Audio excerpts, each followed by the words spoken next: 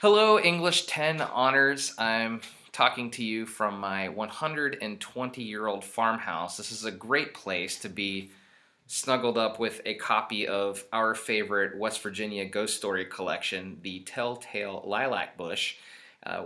This book right here was so popular when I was in grade school. I think it was everyone's favorite book in the third and fourth grade. And I think part of it is because it said West Virginia on it, and then part of it is because it had this skeleton on it. It's orange. We're like, yeah, Halloween. Read us some ghost stories. That was the coolest thing that could happen to you in the third and fourth grade.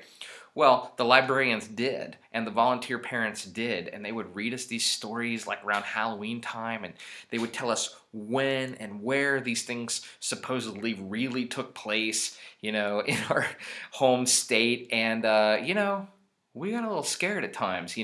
Being terrified by the telltale lilac bush as a child was a rite of passage when I was growing up. Now, parents have wisened up a little bit, maybe because so many of us were traumatized as children.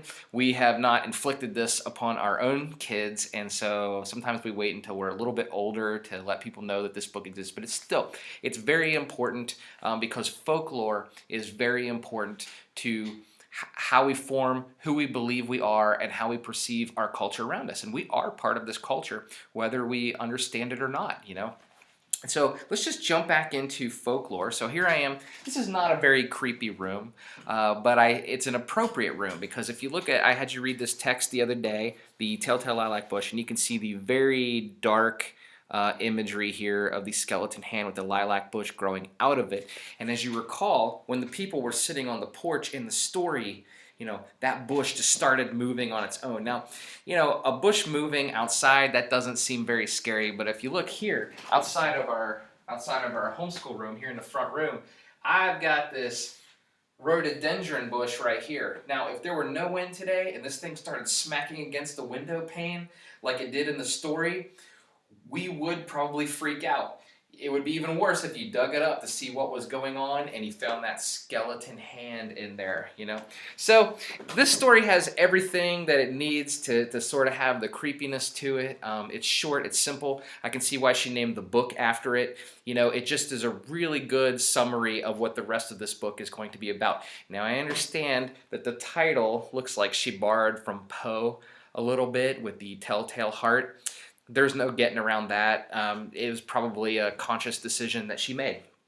All right, I want to talk to you about motifs. One cool thing, since Ruth Ann Musick was a folklorist, I want you to understand that she listed the motifs, the folklore motifs that she believed were in each of the stories. Okay, so if you flip back to the appendix here, you've got this very lovely list here where she's cataloged this stuff. Okay, and then I'm going to talk to you about the Telltale Lilac Bush. This was told to her by Keith Ketchum in 1963. It was told to him by Miss Sarah Dottisman of Union in Monroe County.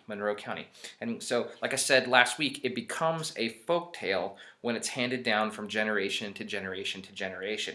Ruth Ann Musick was probably the third generation in to have heard this, and we have no idea how far back this goes. Kind of seems like an 1800s type story, doesn't it? Okay, motifs. This is very methodical how she lists them. She's got them numbered.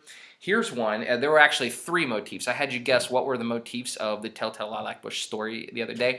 There were actually 3 that she's identified. So that's why there's more than one right answer when you talk about this stuff. A dead spouse's malevolent return is one of the motifs. Next one, return from the dead to reveal murder. And then she writes, possibly, here's another motif, it's a possibly though, reincarnation in tree from grave. Ooh, I like that one.